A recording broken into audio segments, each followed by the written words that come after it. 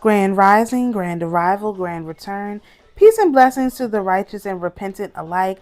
I am Chief Sophia of the Americana Band of Indians, and we're here with another video about a very interesting ingredient known as squid ink. So, of course, it's Friday, January the 17th, 10:30 p.m. I'm making this right after the video I made on the acacia gum, which was very long. This one's not going to be quite as long. I did find another article that has to do with uh, the medical potentiality. So we're going to go over that. But first, I'm going to start with this article. Now, what you'll notice, this is the product here in black. This is what they use this product for, is to make foods black. The very first time I saw this product, I was watching a channel that covers how to make various tea sandwiches, because I have decided that I'm going to become one of those people that makes tea sandwiches. So I was looking at a long video, and one of the things they had made was black hamburger pad, mini hamburger buns for these mini hamburgers she made. And I was just like, okay, what is that? Why have I never seen that before? Because many of y'all know I also make my own henna, and I have been trying to find something that I can use to make my henna black. Now, the problem I have with black henna in general is that most of it is like, if it's really black, it's dangerous. Nobody's telling you publicly how they're getting it black. They were talking about this whole thing with the jaguar and whatever. I purchased some of the jaguar and it wasn't black. It just didn't turn out black. And so I knew that there was something else that I could use to create black henna, because as a dark skinned person, I need black henna if I want to really make it pop.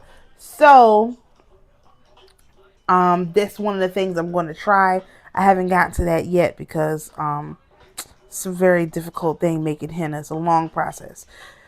So, what is squid ink? Squids belong to the special group of sea creatures called cephalopods,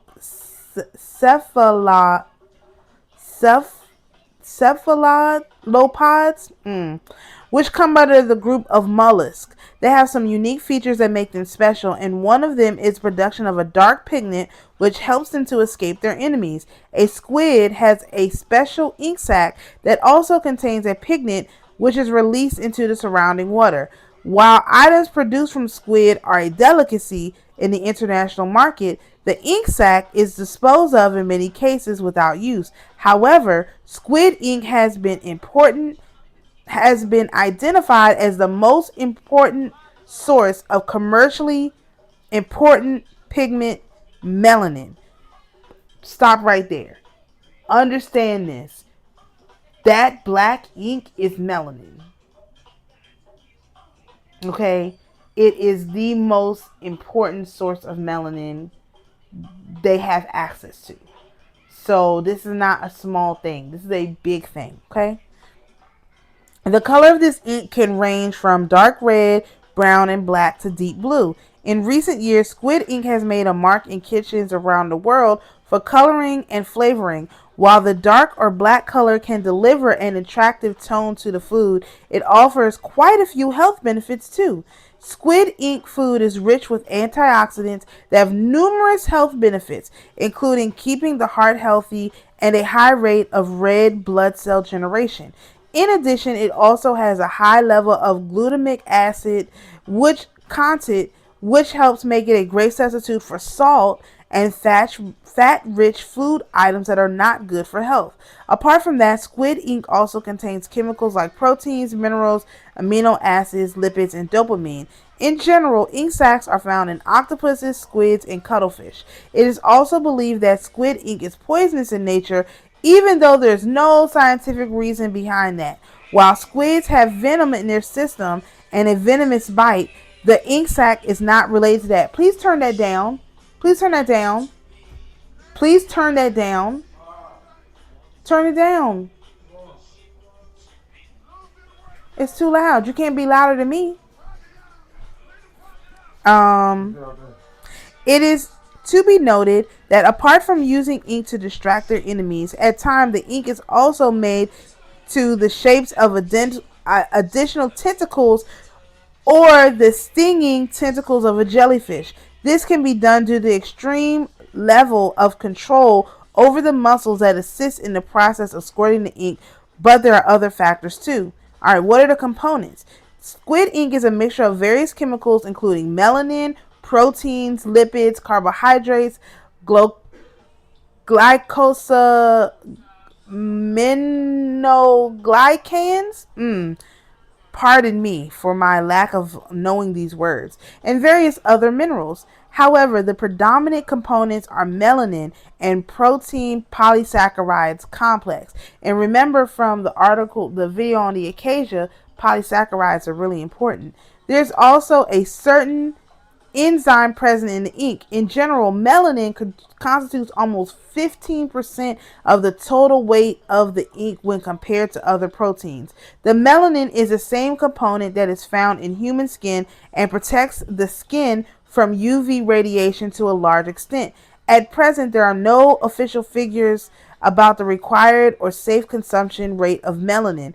The ink has also been hypothesized to contain certain chemicals like tyronase that can paralyze the olfactory capabilities of the predator.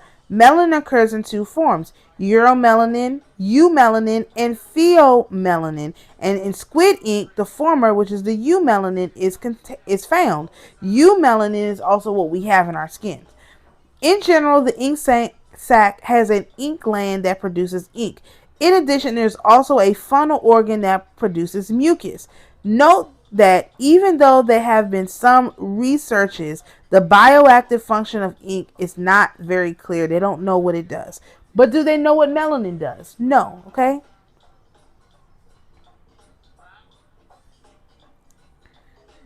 So in a quarter cup of ink, it has 130 calories, 10 grams of fat, 2 carbs, and 9 grams of protein. Okay, you're not going to consume a quarter of a cup of this stuff. I mean, you could, but that's another conversation. All right, the dark color. Okay, the dark color of the ink sac has made it the subject of much interest in research.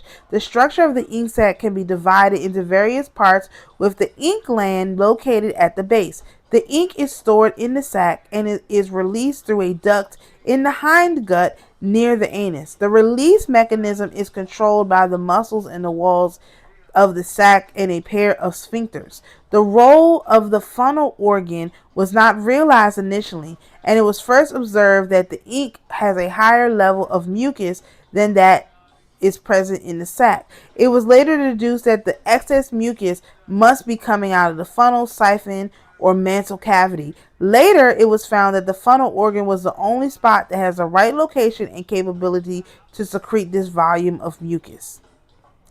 It has been observed that the combination of the ink and the mucus leads to very different shapes in the ink cloud.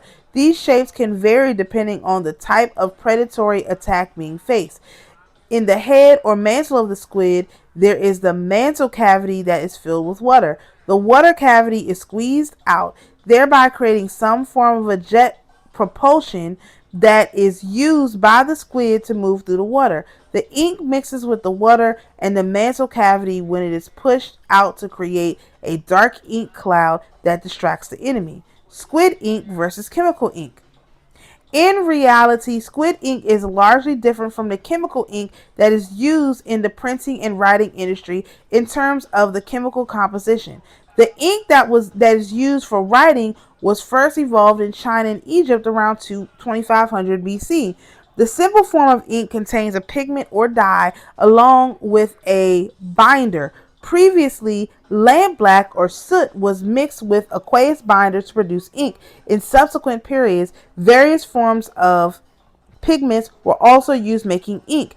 In the modern era, ink is used by mixing synthetic dyes and compounds. The composition of modern ink can include chemicals like tannic, gallic, and diluted hydrochloric acid, along with an iron salt, phenol, and blue or black dye. The components that are added as drying agents, as adhesion promoter, and as a color developer, and also as preservative. Printing ink is thicker in nature than normal writing ink. It is obvious that chemical ink is not at all suitable for consumption. In case there's accidental consumption with contacts with the eyes, medical attention is required, right? The ink of squids has been used for humans for decades and is some of the most important uses listed below. So, squid ink has been for drugs. Squid ink has been used in medicine for long periods and is considered an important constituent in many traditional medicines, including homeopathy. In Asian cultures, the ink sacs have been used in alternative medicine systems. In a recent study in China, squid ink capsules were used to treat women with uterine dysfunctional bleeding, and the results were extremely positive. A section of the compound glycan extracted from the ink is also being used to enhance anti-tumor activity in the body. Some of the components also prevent cellular damage by oxidation and can help in WBC production during chemotherapy. In addition, squid ink has antioxidative properties. It also has shown antimicrobial property against a wide variety of organisms. However, there's much research left to be done in this area. All right, health benefits.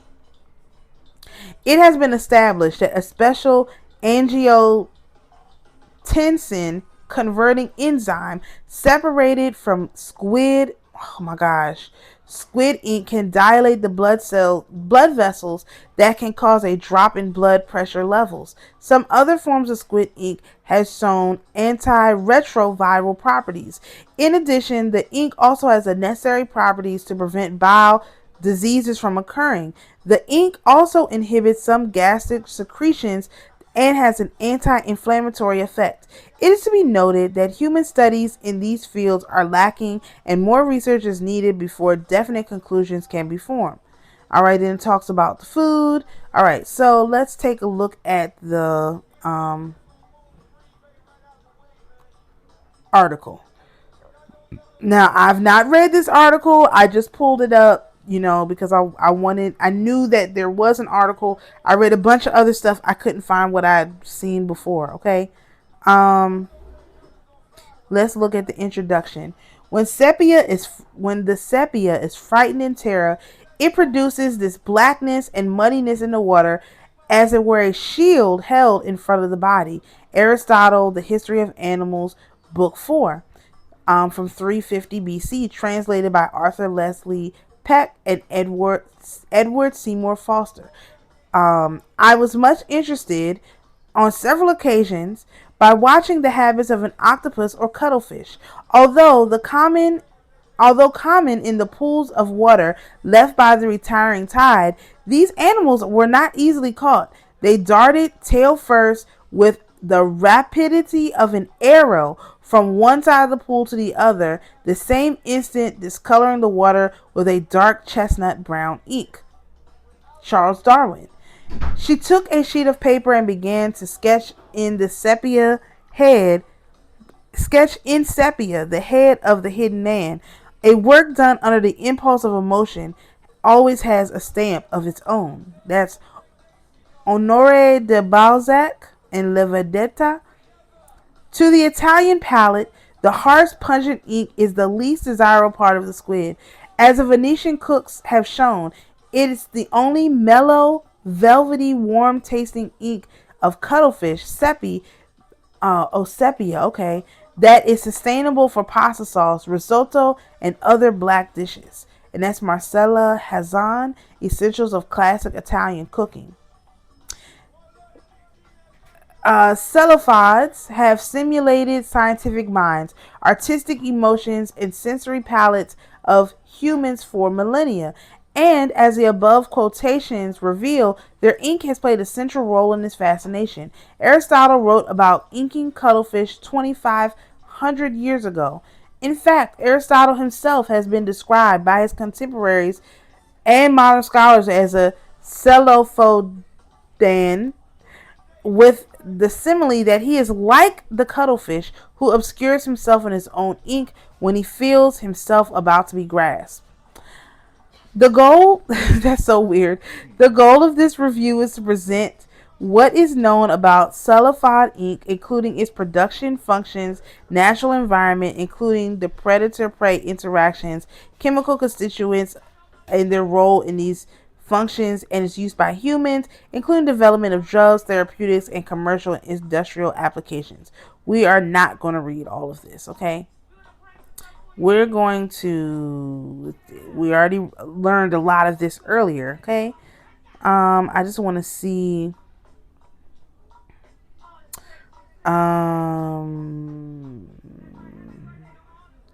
that's the methodology. Let's see. All right, let's read about the melanin. It's always interesting. Melanin is a natural pigment that occurs in most organisms, including animals, plants, fungi, bacteria, where it has a variety of functions. It is derived from amino acids but is not a protein.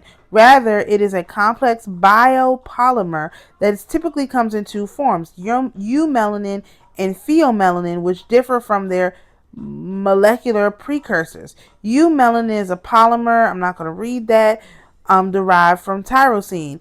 Pheomelanin is composed of monomers,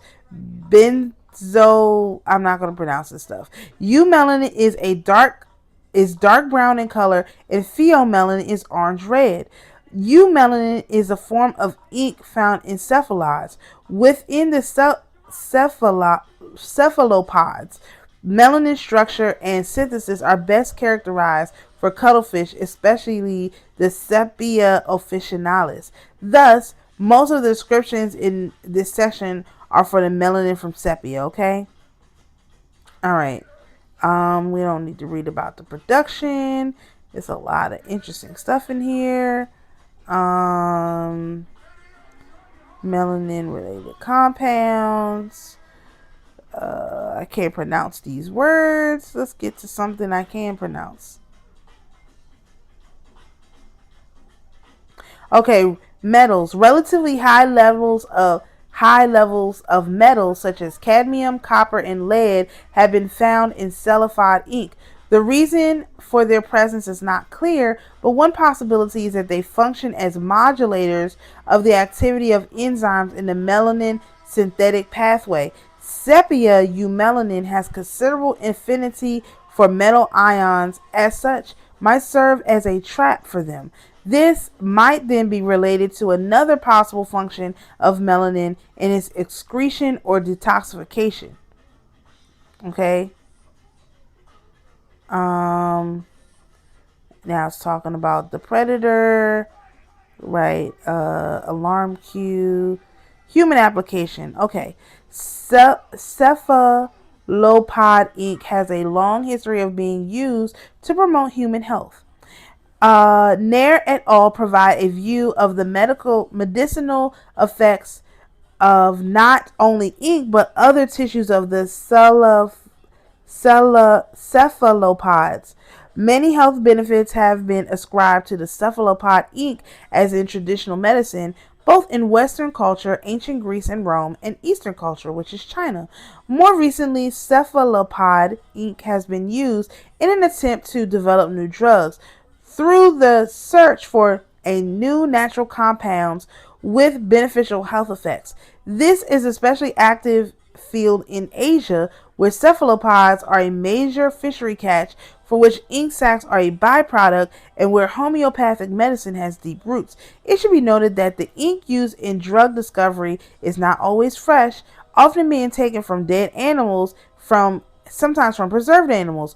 Homogenized ink sacs are often used as the source material and then is digested or chemically processed. Therefore, caution must be used in assuming that compounds identified through this process of drug discovery can be used. Okay, I'm going to skip that. All right, so let's just read the titles. It has potential antimicrobial properties, potential anti-cancer properties, and they tell you why. Hematopiotic effects. I don't know what that means. Anti-hypertensive actions, keep you from having hypertension. Antiretroviral, potential anti-ulcerogenic actions, anti-inflammatory, antioxidant, and you can use it as an ink, or it has been used as an ink. All right, so it doesn't go into all of the history like the other article, but it still tells you a whole lot. So this is the one that I haven't purchased this yet. I'm probably not going to load this video until I do purchase it, but this is the one that I'm going to get. As you can see, it's 25 bucks, so not much at all. Oh, I wasn't trying to zoom in. I'm sorry. You can use it to make your own pasta. That's how it's used. This is the reason why I picked this one in particular. You see, country of origin Germany, ingredient origin Pacific Ocean. This is why I picked this. I didn't want anything coming from China because you never know what you're going to get. I thought Germany was fine. It tells you who the manufacturer is.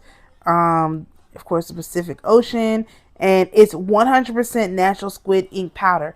Now, you can find other squid ink, like it's already made into the gel form or whatever, and that's fine, but it adds an extra ingredients, and you don't know, it's still not necessarily giving you like the ink straight with the mucus. Basically, you're going to want to perhaps mix this with your acacia gum liquid to make it mucusy.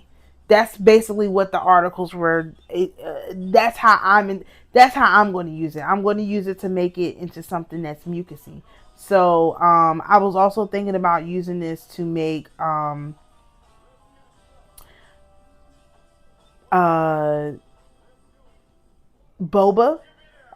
because it turns it black, and I don't even know. And probably this is what they use to make boba.